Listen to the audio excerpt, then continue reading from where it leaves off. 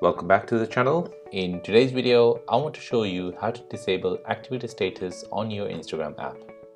This is also known as last seen status on your direct message screen.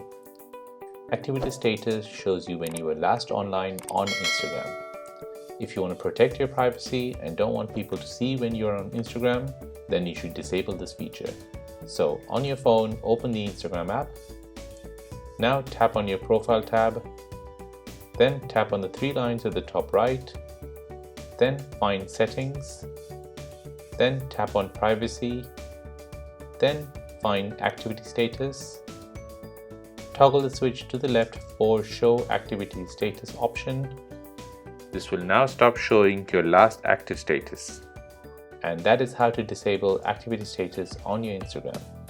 Hope you found this useful. If you have any questions, please don't forget to leave it in the comment section down below, and I'll get back to you as soon as I can.